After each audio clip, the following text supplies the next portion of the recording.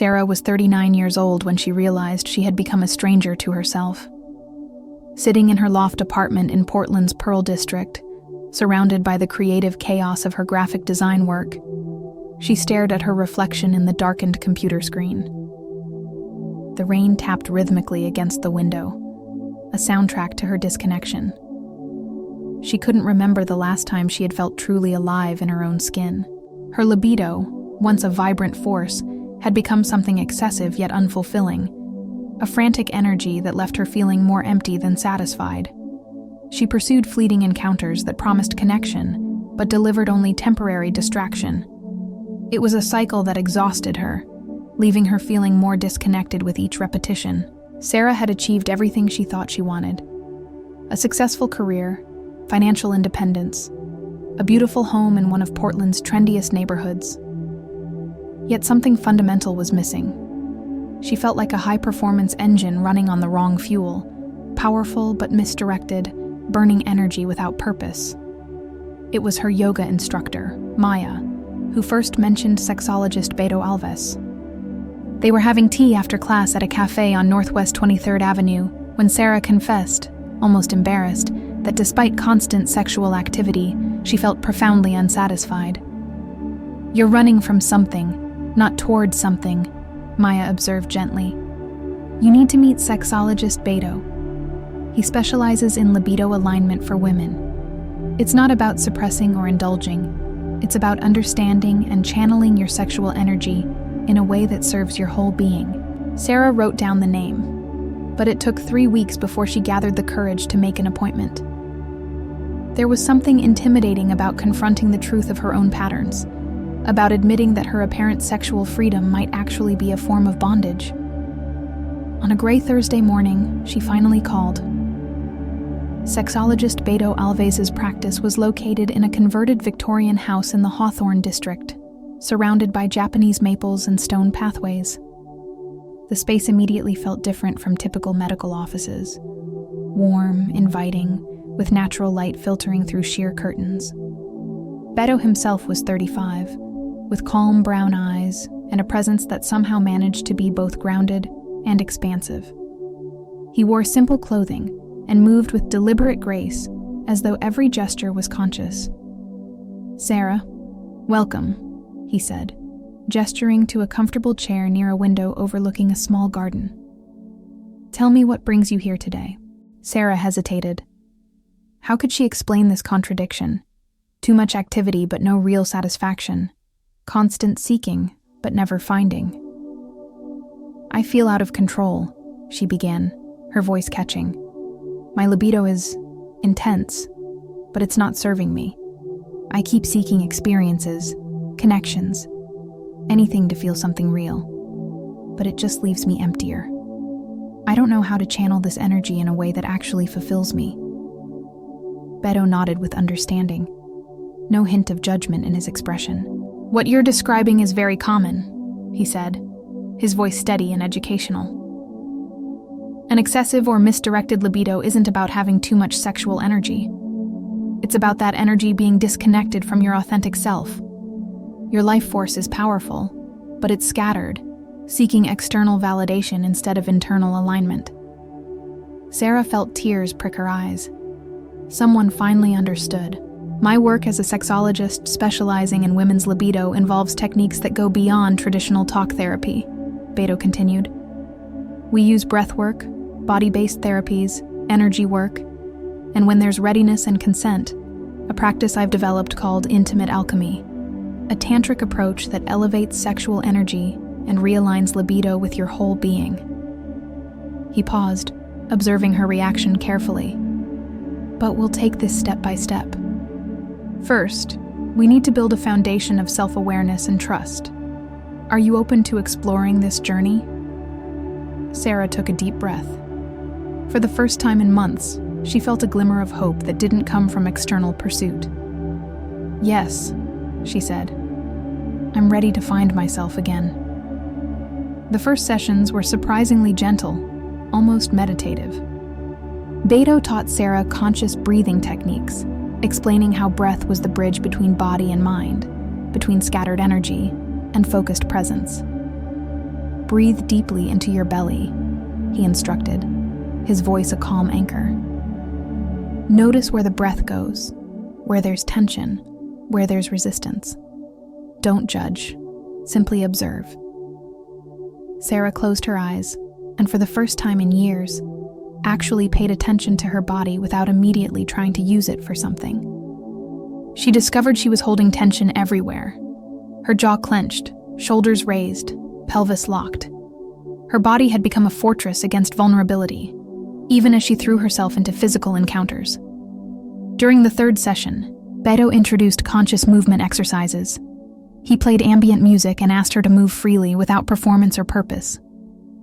Let your body express what it needs to, he said. Don't move to attract, impress, or achieve. Move to discover. Let the energy guide you, not the other way around. At first, Sarah felt ridiculous. Every movement felt performative. She realized she had no idea how to move without an audience, real or imagined. But Beto remained present, a non-judgmental witness, and gradually she began to soften. Her hips began to sway differently, not seductively but authentically. Her arms rose not to entice but to release. Something ancient and forgotten began stirring. When the music ended, she was breathless, but present in a way she hadn't been in years. How do you feel? Beto asked. Real, she answered, surprised by her own response. For the first time in forever, I feel real. Over the following weeks, the sessions deepened. Beto introduced body-based therapy, therapeutic touch that helped Sarah recognize areas of her body she had commodified or disconnected from. He always asked for explicit consent before any contact, creating absolute safety. The body holds stories, he explained, while releasing tension in her shoulders. Beliefs, fears, shame. When we release physical tension, we often release emotional patterns too. Sarah cried during many sessions. She cried for years of seeking validation through sexual conquest, for believing her worth lay in being desired, for the loneliness that lived beneath constant activity. And Beto held space for all of it, steady and compassionate, allowing her to unravel and rebuild. During one particularly intense session, Sarah had a powerful realization. I've been using my sexuality as proof I'm alive, she confessed, the words tumbling out like a dam breaking. Every encounter was supposed to make me feel something, but I was actually running from feeling.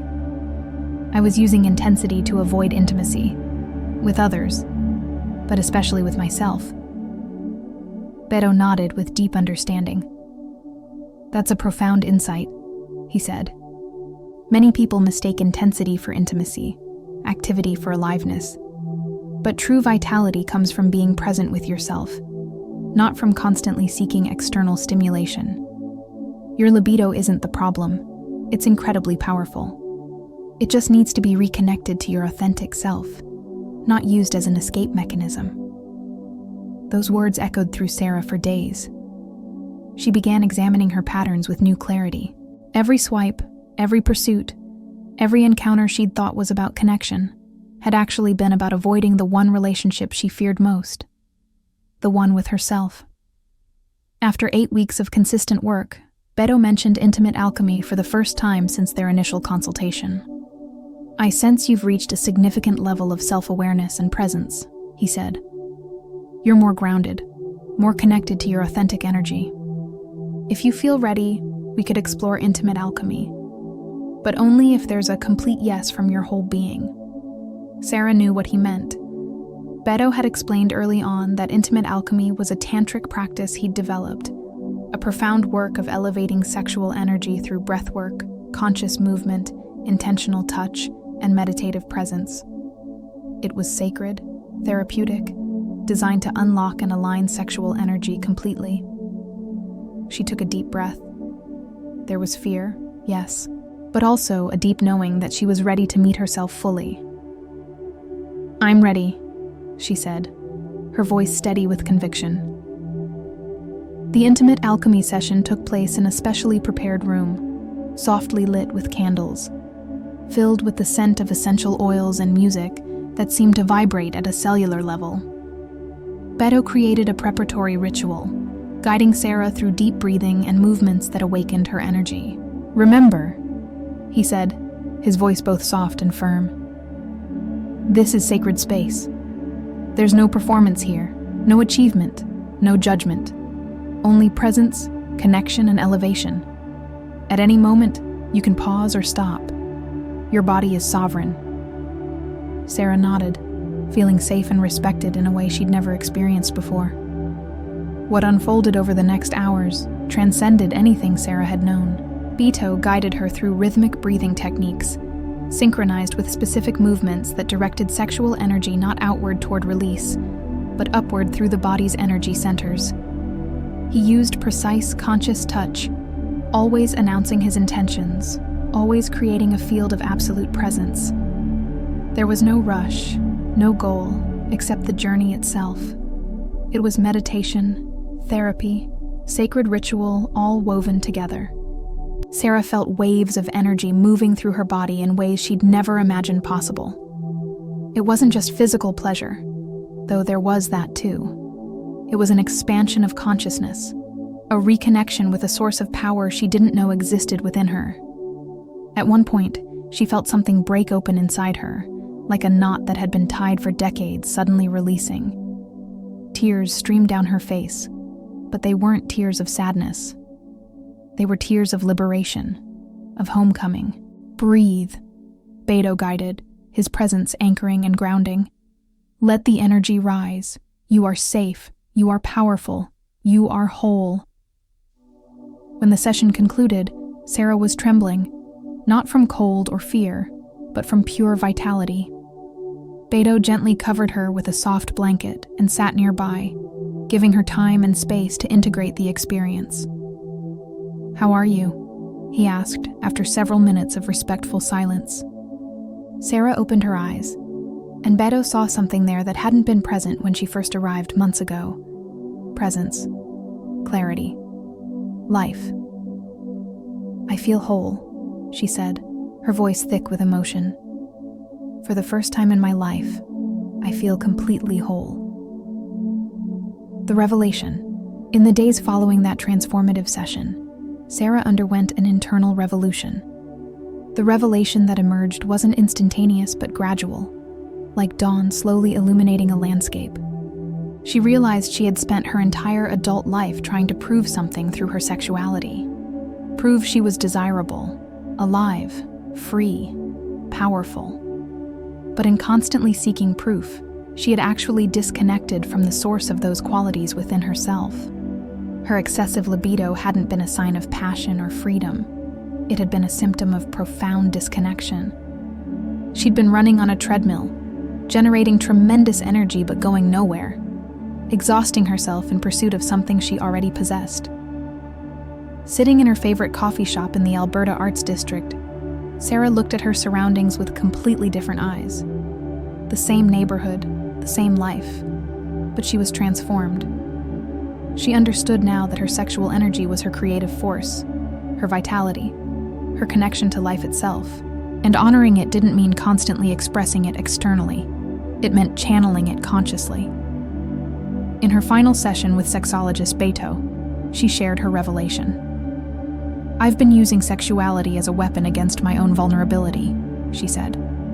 "Every encounter was armor, proof that I was in control, that I was enough. But I was actually avoiding true intimacy, with others and with myself. My libido wasn't excessive.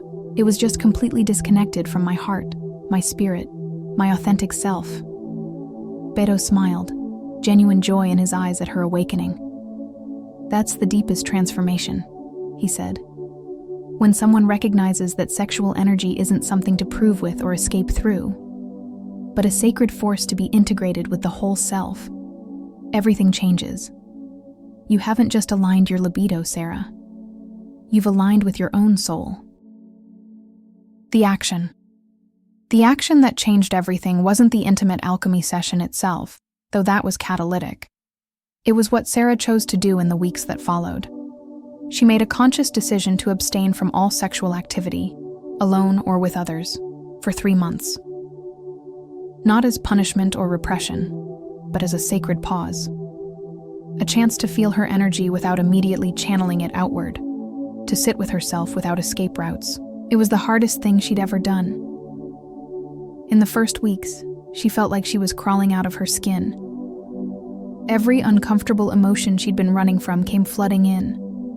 Loneliness, fear, shame, grief. She wanted to reach for her phone, swipe through apps, find someone to make her feel better. But she didn't. Instead, she breathed, she moved, she cried, she journaled. She sat with the discomfort until it began to shift into something else. Self-knowledge, compassion, presence. She discovered that beneath her compulsive seeking was a well of creativity she'd been ignoring. She started a personal art project, creating digital collages that expressed her inner journey. She reconnected with old friends, having real conversations instead of surface interactions. She spent time in Forest Park, hiking alone, learning to enjoy her own company. Her sexual energy didn't disappear during those 3 months. If anything, it became more intense. But instead of immediately releasing it, she learned to circulate it through her body using the techniques Beto had taught her. She felt it as creative inspiration, as vitality, as joy. When she finally chose to be intimate again, with a person she'd been dating slowly, building actual emotional connection, the experience was completely different. It wasn't about proving anything or escaping anything. It was about sharing, connecting, being fully present. And epilogue. A year later, Sarah was unrecognizable, not in appearance, but in presence. She moved through the world differently, grounded, conscious, alive, in a way that drew people to her, not for what she could give them, but for who she authentically was. Her creative work flourished because she was finally accessing her true creative source instead of scattering her energy. She started leading workshops for women about reclaiming their creative and sexual energy, sharing her journey not in explicit detail, but in its essential truth. That reconnection with self is reconnection with life. She maintained a meditation practice, continued her breathwork, and regularly checked in with her body, not as an object to be used, but as a sacred vessel to be honored. Sexologist Beto continued his work in Portland, guiding others through journeys of rediscovery. Each story was unique, but the thread was always the same. When we honor our sexual energy as sacred, when we integrate it with our whole being rather than compartmentalizing or escaping through it, transformation becomes inevitable. Sarah would never forget the moment she realized that her endless seeking had been taking her further from what she was looking for. But more importantly, she would never forget the moment she stopped seeking and started being, and discovered that everything she needed had been within her all along. And it all began when she found the courage to truly explore her own body and discover that within it lived not just flesh and sensation, but entire universes of possibility, power, presence, and pure, radiant, undeniable life.